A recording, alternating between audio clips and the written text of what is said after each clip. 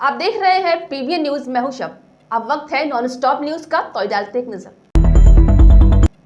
प्रधानमंत्री नरेंद्र मोदी की मां हीराबेन का 100 वर्ष की उम्र में निधन हो गया, जहां तबीयत बिगड़ने पर हीराबेन को बुधवार को अहमदाबाद के यूएन मेहता अस्पताल में भर्ती किया गया था। आपको बता दें कि प्रधानमंत्री नरेंद्र मोदी ने अपनी मां के निधन पर ट्वीट कर कहा है कि शानदार शताब्दी का ईश्वर चरणों में विराम। उन्होंने कहा है कि मां में मैंने हमेशा उस त्रिमूर्ति की अनुभूति की है जिसमें एक तपस्वी की यात्रा, निष्काम कर्मी योगी का प्रतीक और मूल्यों के प्रति प्रतिबद्ध जीवन समाहित रहा है। वहीं प्रधानमंत्री नरेंद्र मोदी ने आगे ट्वीट में कहा है कि मैं जब उनसे 100वें जन्मदिन पर मिला तो उन्होंने एक बात कही थी कि जो हमेशा मुझे याद रहेगी।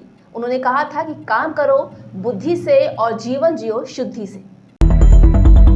25 साल के क्रिकेटर ऋषभ पंत शुक्रवार सुबह सड़क हादसे में बाल बच गए। पुलिस के मुताबिक झपकी लगने से ये हादसा हुआ है। आपको बता दें कि उनकी मर्सिडीज अनियंत्रित होकर डिवाइडर से जा टकराई, जिसके बाद उसमें आग लग गई और पलट गई। एक्सीडेंट के बाद पंत जलती हुई कार की खिड़की तोड़कर खुद बाहर निकले।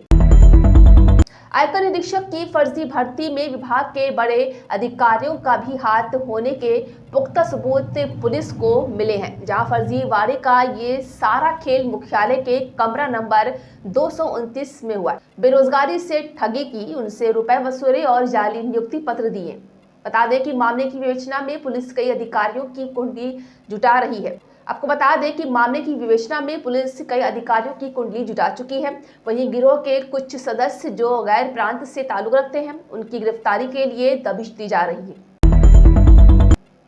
विधान परिषद की शिक्षक और स्नातक क्षेत्र की 5 सीटों पर चुनाव के लिए मतदान 30 जनवरी को होगा, जहां भारत निर्वाचन आयोग ने गुरुवार को चुनाव कार्यक्रम जारी किया।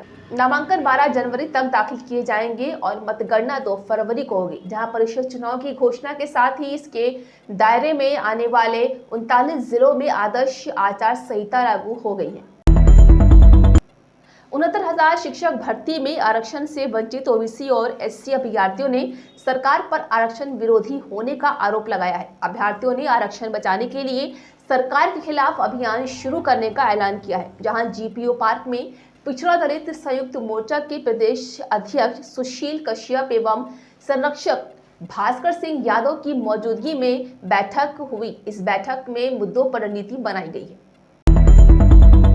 उत्तर प्रदेश के कानपुर समेत आसपास के शहरों में कड़ाके की ठंड पड़ रही है।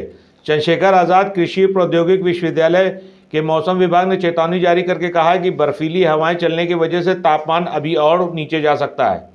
कड़ाके की ठंड के बीच गुरुवार को कानपुर में अधिकतम तापमान बुधवार की तुलना में कम रहा। मुगलसराय कोतवाली क्षेत्र के रविनगर स्थित दयाल हॉस्पिटल के पास शुक्रवार को सुबह गाड़ी से उतरते समय ऑक्सीजन सिलेंडर फटने से 2 लोगों की मौत हो गई। ब्लास्ट इतने तेज थे कि 2 किलोमीटर तक इसकी आवाज़ सुनाई दी। दोनों व्यक्तियों के शरीर के चिथड़े उड़ गए। घटना के बाद हड़कंप मच गया।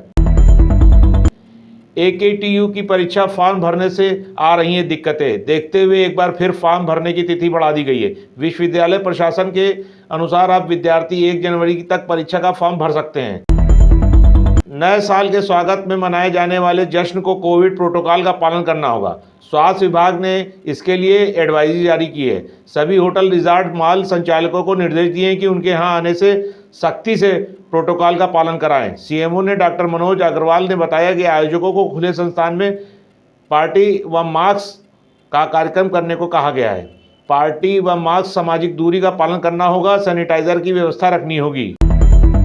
यूपी के भदोही जिले में ट्रैक्टर ट्राली पर लदा सरिया बाइक सवार युवक के लिए काल साबित हो गया। ट्रैक्टर पर लदा सरिया बाइक सवार के सिर में घुस गया। जिला अस्पताल में उसकी मौत हो गई। यह दर्दनाक हादसा गुड़गांव, भदोही और काशीपुर के बीच हुआ।